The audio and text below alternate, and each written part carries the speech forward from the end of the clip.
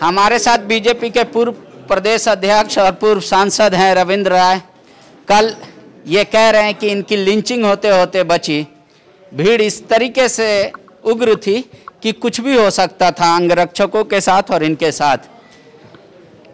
Sir, आप जब जा रहे थे, इसकी सूचना आपने प्रशासन को दी थी कि हम जा रहे हैं, या फिर कोई आपको सूचना थी ऐसी कि वहाँ मानव श्रृंखला होगा या सड़क जाम होगा? नहीं, मुझे सूचना नहीं थी। जेनामड़े पहुंचने पर मैंने देखा कि वहाँ लोग कतार में खड़े हैं, तब पता चला मानव श्रृंखला है। फिर वहीं से मैंने प्रशासन को, बोकारो प्रशासन को सूचना दिया कि हम धनबाद में जा रहे हैं और जगह जगह भीड़ लग रही है, कहीं कहीं जाम भी है, तो प्रशासन या तो रास्ता बनाए या हमको बताए कि आगे जाम है तो नहीं जाऊँगा। फिर मुझे सूचना दी गई कि प्रशासन सक्रिय है और आप जा सकते हैं, तो मैं आगे बढ़ा। तो फिर क्या हुआ आपके साथ?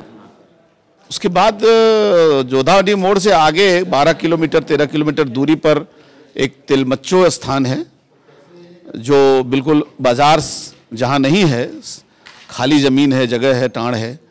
वहाँ पर करीब 400-500 लोग खड़े थे पहले से। तो कुछ गाड़ियों को और रोका था, लेकिन उन गाड़ियों को निकाल दिया और मेरी गाड़ी को लास्ट में वो लोग रोक लिए और उसके बाद उन्होंने तोड़फोड़ शुरू कर दी। कुछ देर तक हमको कहा कि हमको समर्थन चाहिए। हमने उनको कहा कि हम स्थानीय लोगों को समर्थन करते हैं, लेकिन उनकी नीयत कुछ और थी। उसके बाद कुछ लोग शराब पी करके आए, कुछ लोग गाड़ी पर चढ़ गए, फिर अंगरक्षक को पकड़ने की कोशिश की। तो मुझे लगा कि जिस प्रकार का उग्र भीड़ है और कोई नियंत्रण करने वाला वहाँ नहीं है, तो ये कुछ भी घटना कर सकते हैं। और इसी बीच में मेरी गाड़ी पर शराब की बोतल फेंकी जाने लगी। ठीक है, तो मुझे उनकी नीयत पर लगा कि ये गड़बड़ है मामला, यहाँ पर कोई नियंत्रण करता है नहीं।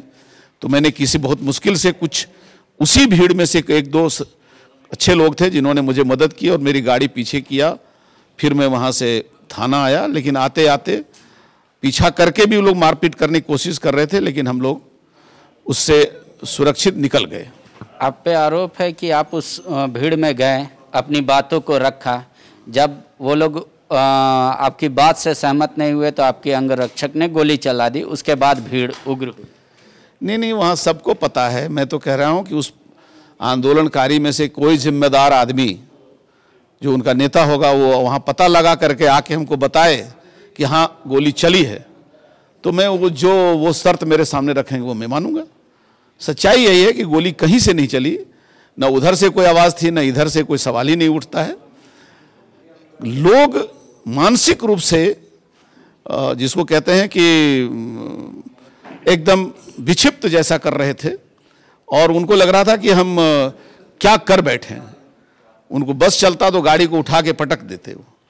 तो लेकिन जब मैंने देखा कि अब ये आपे से बाहर हैं, खुद उनको अपने बारे में होश नहीं है, गाड़ी पर चढ़ करके नाच रहे हैं, तब मैंने उचित समझा कि वहाँ से लौट। वहाँ प्रदर्शन में हेमंत सोरेन के खिलाफ नारेबाजी हो रही थी, हेमंत सरकार के खिलाफ नारेबाजी हो रही थी। आखिर आपको क्यों उन्होंने टारगेट कर लिया? देखिए, उनको बीजेपी को टारगेट किया उन्होंने। भाजपा का झंडा मेरी गाड़ी में लगा था और उसको देखकर वो ज़्यादा चिढ़ गए। उसके बाद मुझे कहा कि आप आए क्यों? मैंने कहा कि आपने कहीं बंदी की घोषणा नहीं की थी। तो उन्होंने कहा कि नहीं, अब हम आपको जाने नहीं देंगे। हमने कहा हम नहीं जाएंगे।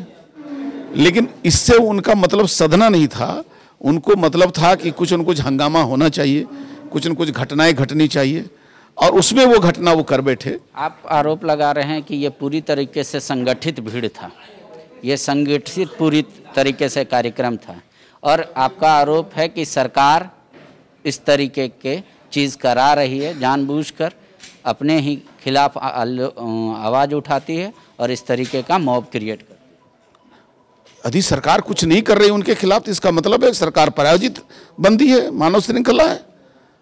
और जो उसके नेता हैं वो कभी उस झारखंड मुक्ति मोर्चा से जुड़े हुए नेता रहे हैं, और किसी भी दल के लोग, क्योंकि मैंने कहा आपको कि हजारों की संख्या में हजारों घरों से महिलाएं यदि सड़क पर उतरी हैं, तो किसी लफंगे और किसी मनचले और किसी गैर जिम्मेदार व्यक्ति के कहने से वो घर से महिलाएं नहीं निकलती।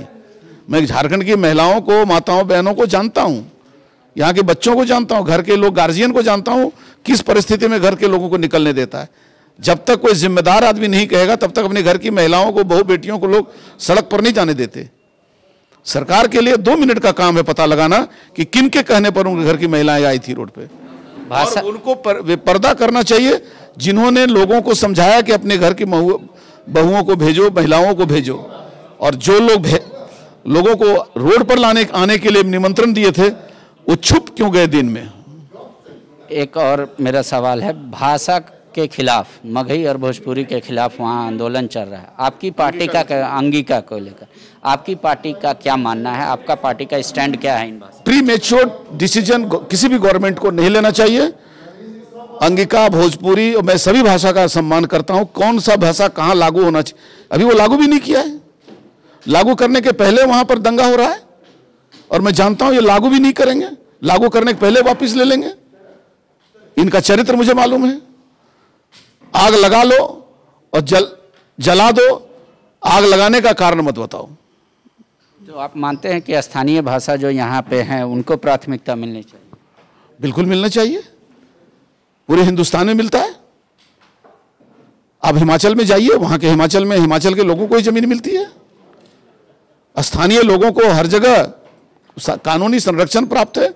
झारखंड में भी मिलना चाहिए, लेकिन झारखंड जो है वो कोई अलगाववादी का राज्य नहीं है। हम नागालैंड में भारत माता की जय का नारा लगवा सकते हैं, तो झारखंड के भी कोने कोने में भारत माता की जय बोलेगा लोग, लेकिन यहां के लोगों के हितों की रक्षा होगा। समझदारी पैदा करनी होगी।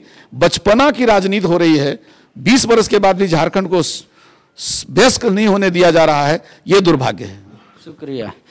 तो रविंदर जी का मानना है कि सरकार अगर कोई एक्शन नहीं लेती है तो ये सरकार के द्वारा ही रची गई साजिश है, इनका यही आरोप लगेगा। शुक्रिया। TheFollowUp.in, like, share and subscribe.